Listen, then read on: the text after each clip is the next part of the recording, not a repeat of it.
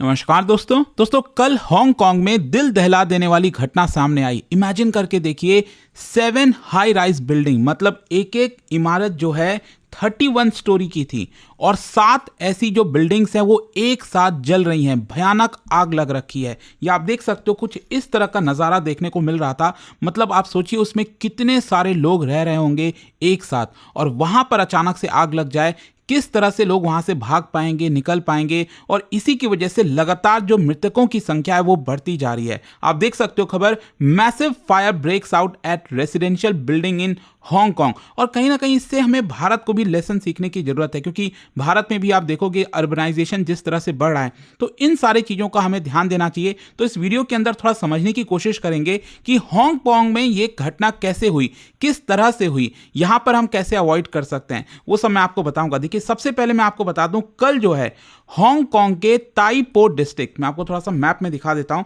ये हांगकांग तो आप सब जानते होंगे, यहां पर चाइना के जस्ट नीचे ये आपको देखने को मिलेगा। यहां पर ताइवान है, साउथ कोरिया, नॉर्थ कोरिया ऊपर, ये जापान रहा, यहां पर ईस्ट चाइना सी है। तो ताइवान के भी, और इधर की तरफ अगर आप जाओगे वेस्टर्न साइड में, तो यहां पर जो साउथ चाइना सी है उसके जस्ट ऊपर, चाइना के जस्ट नीचे, ये आप देख सकते हो कई सारे आइलैंड्स आपको देखने को मिलेंगे। और इसमें ये अगर आप देखोगे ना, ये वाला जो पर्टिकुलर एरिया है, ये बेसिकली कहा जाता है ताइपो।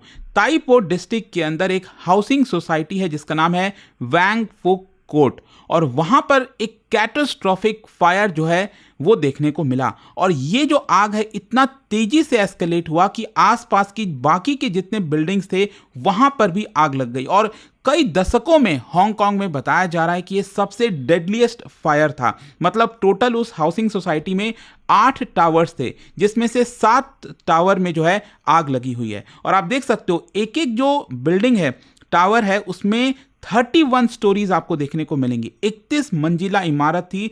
कुल मिलाकर उस रेसिडेंशियल सोसाइटी में 2000 के आसपास फ्लैट थे, जहां पर 4800 के आसपास पीपल रह रहे थे। और इसका इंपैक्ट कितना हुआ है, इस फायर की वजह से मैसिव लॉस ऑफ लाइफ आपको देखने को मिलेगा।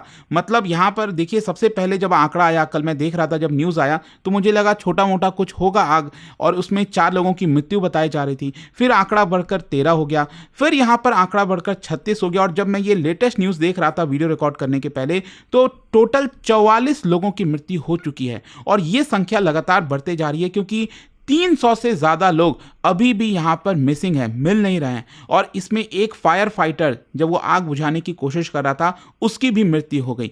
इनफैक्ट मैं आपको थोड़ा सा दृश्य दिखाता हूं, मतलब बहुत ही भयानक। आप जस्ट इमेजिन करिए कि इस तरह की आग इतने सारे हाई राइजेस में लग जाए, क्या हाल होने वाला है।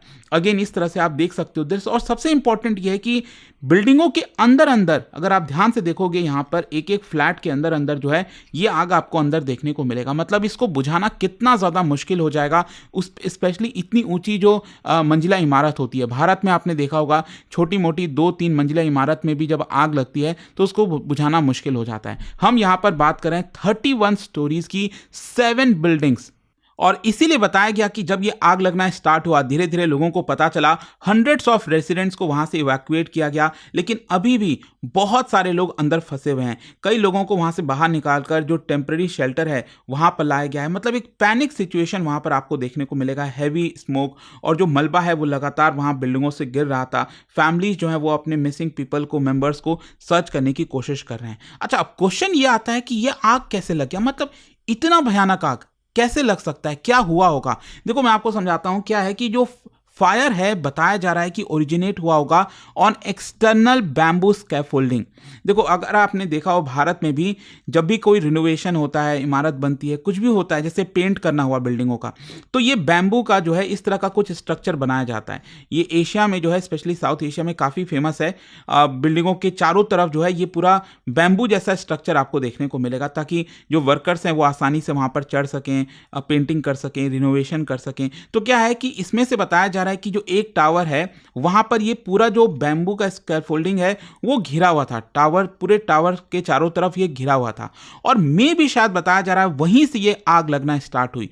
अब कौन से बैम्बू में किस वजह से आग लगी वो अभी आगे चलकर रिपोर्ट जब सामने आएगा तब पता चलेगा, लेकिन अभी के लिए यही बताया जा रहा है कि ये बैम्बू जो था वहां पर ये आग लगना स्टार्ट हुआ और वो एक बिल्डिंग जो था उसका रिनोवेशन हो रहा था और वहां पर ये क्योंकि कंस्ट्रक्शन जो मैश होता है आपने देखा होगा कई फ्लेमेबल आइटम्स वगैरह होते हैं, तो वहां पर थोड़ा बहुत भी कुछ हुआ, कोई शॉर्ट सर्किट हुआ, कुछ भी हुआ तो इसकी वजह से आग और तेजी से, क्योंकि बैम्बू था वो, तो इसकी वजह से और तेजी से आग पकड़ती है। तो फायर इतना जल्दी स्प्रेड इसीलिए हुआ, एक तो बैम्बू की वजह से क्योंकि वो एक फ्यूल की तरह काम करता है और क्योंकि ये कंस्ट्रक्शन मैश था ना, मतलब 31 स्टोरी था, पूरी चारों तरफ जो है बैम्बू का ये लैडर आपको देखने को मिलेगा।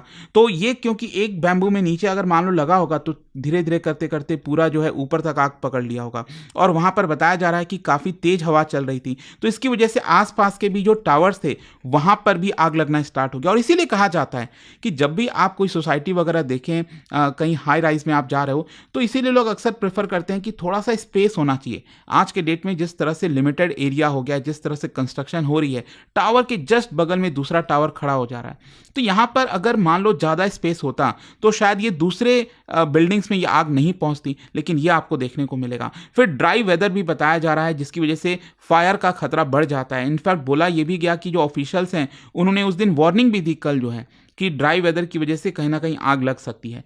फिर हाई राइज डेंस लेआउट, इसकी वजह से जो टावर टू टावर स्प्रेड है वो कम था एंड दैट इज वाई इतना भयानक आग आपको देखने को मिलेगा। और शाम होते होते यहाँ पर जो फायर का अलार्म है नंबर 5 पर पहुंच गया।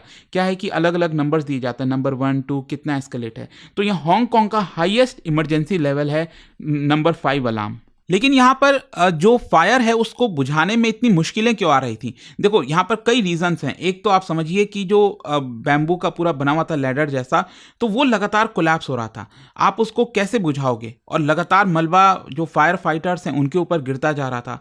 और स्पेशली क्या है कि एंट्री में जहाँ जहाँ पर भी जो है फायर फाइटर्स जा रहे थे, टेम्परेचर इतना हाई था कि वो एक्सेस नहीं कर पा रहे थे ताकि आग को बुझाया जा सके। फिर इसके अलावा यहाँ पर जो मेटल पार्ट्स हैं, ब्रोकन ग्लासेस हैं, वो भी लगातार गिर रहे थे। मल्टीपल जो टावर्स हैं, क्योंकि एक साथ सब में आग लग गई ना, तो आपके पास रिसोर्सेज तो लिमिटेड होता है। आप ये इमेजिन करके थोड़ी चलते हो कि 7 हाई राइजेस में इतनी भयानक आग लग जाएगी। आपके यहाँ पर तो लिमिटेड मैन पावर होगा, लिमिटेड गाड़ियां होंगी और स्मोक भी बहुत ज्यादा निकल रहा था, तो वहां पर आप आग कैसे बुझाओगे? इनफैक्ट बताया जा रहा है कि hundreds of fire fighters, Hong Kong की जितनी कैपेसिटी थी सब वहां पर लगा दी गई। 128 फायर ट्रक्स वहां पर पहुंच गए, 57 एम्बुलेंसेस पहुंच गए, लेकिन कुछ ही घंटे के अंदर बहुत भारी नुकसान यहां पर हो गया। इनफैक्ट अभी भी जब मैं वीडियो रिकॉर्ड कर रहा हूं, अभी भी आग को नहीं बुझाया पाया गया है। अच्छा, यहां पर जो हम रेसिडेंशियल सोसाइटी की बात कर रहे हैं, मैं आपको बता दूं ये जो वैंग फुक कोर्ट है, जो पूरा सोसाइटी है, वो 1983 में बना था, मतलब 40 साल पुराने ये बिल्डिंग्स थे। 2016 में इसका मैंडेटरी इंस्पेक्शन हुआ जिसमें स्ट्रक्चरल डिटोरिएशन की बात कही गई। तो रेसिडेंट्स ने जो है वहां पर जो लोग रह रहे हैं उन्होंने रिनोवेशन का जो वर्क है उसको अलाउ कर दिया और उसमें मिलियंस ऑफ जो हांगकांग डॉलर है वो खर्च होना था।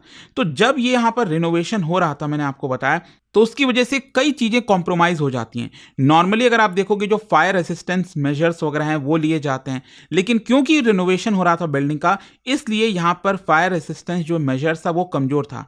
यहां पर कई एल्डरली और जो लो इनकम फैमिलीज हैं उस पर्टिकुलर ब्लॉक में वो रह रहे थे और रेगुलेटरी गैप भी यहां पर बताया जा रहा है। ऑल्दो यहां पर मैं आपको बता दूं, हांगकांग ने अनाउंस किया कि ये जो बैम्बू वाला स्ट्रक्चर है इसको धीरे धीरे हटा दिया जाएगा। इनफैक्ट पब्लिक प्रोजेक्ट से इसको हटा दिया गया कि ये बैम्बू जो स्ट्रक्चर होते हैं जो बिल्डिंग्स पर लगाए जाते हैं ताकि रिनोवेशन किया जा सके, ये भयानक हो सकते हैं क्योंकि वो फ्यूल की तरह काम करता है बैम्बू और तेजी से आग पकड़ती है। तो ऑलरेडी हांगकांग की अथॉरिटीज ने पब्लिक प्रोजेक्ट से उसको फेज आउट कर दिया था, लेकिन अभी भी जो प्राइवेट इस्टेट है, प्राइवेट जो कॉन्ट्रैक्टर्स हैं, बिल्डिंग्स हैं, वो अभी भी इसका इस्तेमाल कर रही थी। तो ये भी कहीं ना कहीं दिखाता है कि हमें इसका अब इस्तेमाल नहीं करना चाहिए क्योंकि इससे भयानक हादसा भी हो सकता है। लेकिन इसका मैं आपको ओवरऑल सिग्निफिकेंस बताता हूं। देखिए, बताया जा रहा है कि इसके पहले 1996 में डेडलीस्ट फायर लगा था जहां पर 41 लोगों की मृत्यु हुई थी। तो यहां पर तो और भी ज्यादा लोगों की मृत्यु हो गई, अभी भी काउंटिंग जारी है और इसकी वजह से आप देखोगे यहां पर पब्लिक सेफ्टी और डिबेट्स एस्केलेट हो रहे हैं। इनफैक्ट मैं आपको बताऊं तो बोला यह जा रहा है कि वर्ल्ड वॉर 2 के बाद से हांगकांग में ये सबसे डेडलीस्ट सबसे बड़ा पीस टाइम हादसा आपको देखने को मिलेगा कि इतने लोग एक साथ मारे गए। तो इस इंसिडेंट की वजह से पब्लिक प्रेशर बढ़ रहा है कि एक तो बैम्बू स्कैफोल्डिंग में जो है कंप्लीटली बैन किया जाए, यहाँ पर स्ट्रिक्टर कंट्रोल लाया जाए जो रिनोवेशन होती है बिल्डिंग्स की। इसके अलावा जो फायर रेसिस्टेंट मटेरियल्स हैं उसका इस्तेमाल किया जाए, और इसके साथ साथ यहाँ पर जो मेंटेनेंस स्टैंडर्ड हैं जो पुराने बिल्डिंग्स हो चुके हैं उसको और बेटर किया जाए। इमरजेंसी प्रिपेयर्डनेस और बेटर होना चाहिए ताकि लोग आसानी से बिल्डिंगों से बाहर निकल सकें। और अर्बन हाउसिंग सोसाइटी की अगर हम बात करें तो उसके ऊपर भी इम्पैक्ट आएगा। मतलब ये तो 30 से 50 साल बहुत सारे, मतलब आप हांगकांग में देखोगे तो बहुत कई दशकों पुरानी बिल्डिंग्स वहाँ पर देखने को मिलेंगी, तो उनका renovation quality, fire safety compliance, उन सब के ऊपर भी असर आएगा आगे चलकर। लेकिन मैं कहीं ना कहीं समझता हूँ कि भारत को भी इससे बड़ा लेसन लेना चाहिए, क्योंकि भारत में भी तेजी से सिटीज़ ग्रो हो रहे हैं। आप देख ही रहोगे यहाँ पर जिस तरह से बिल्डिंगों की संख्या बढ़ रही है, कंस्ट्रक्शन बढ़ रहा है, तो हमें थोड़ा सा इसके ऊपर ध्यान देना चाहिए फ्यूचर में कि हम किस तरह की कंस्ट्रक्शन क्वालिटी बना रहे हैं, कितना स्पेस छोड़ रहे हैं। जो टावर्स बन रहे हैं, बड़े बड़े जो टावर्स बन रहे हैं उसमें स्पेस कितना छोड़ा जा रहा है। तो सरकार को और ज़्यादा स्ट्रॉन्ग रेगुलेशन लाने की जरूरत है ताकि इस तरह का हादसा भारत में ना हो। स्ट्रिक्ट एनफोर्समेंट करना, आप देखो कितना होगा भारत में नहीं पता, क्योंकि भारत में तो समय समय पर कभी हॉस्पिटल में, छोटे छोटे बिल्डिंगों में आग लग जाती है, वहां पर कोई रेस्क्यू प्लान नहीं होता है। तो आई डोंट नो सरकार यहाँ पर इसमें कितना करेगी, क्या नहीं करेगी, सिटीजन्स कितना प्रिपेयर्ड होंगे, कितनी अकाउंटेबिलिटी आएगी। बट एक बहुत ही भयानक हादसा था, मैंने सोचा कि इसके बारे में डिटेल से वीडियो बनाऊं और आपको बताऊं कि हुआ क्या यहाँ पर। लेट्स सी एग्जैक्टली जो आग का कारण है वो आगे चलकर पता चलेगा रिपोर्ट में। बट आई होप कि इस वीडियो से आपको काफ़ी कुछ जानने को मिला होगा।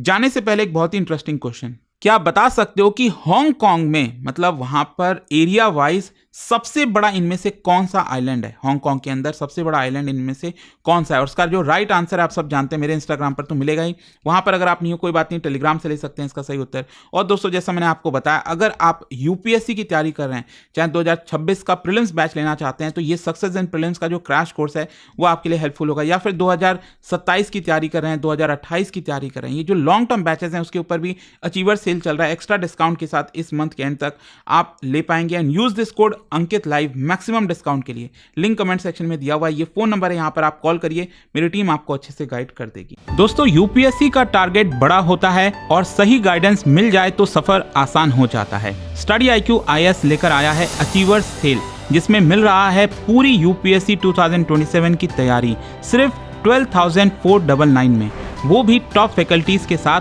और सबसे बड़ी बात, एक ही कोर्स में प्रीलिम से लेकर इंटरव्यू तक की complete preparation, daily live evening classes, structured notes, previous year question, test series, mentorship, सब कुछ एक ही जगह, एक ही प्रोग्राम में। सीट्स लिमिटेड हैं, तो अगर आप 2027 सीरियसली टारगेट कर रहे हो, this is the right moment to start strong.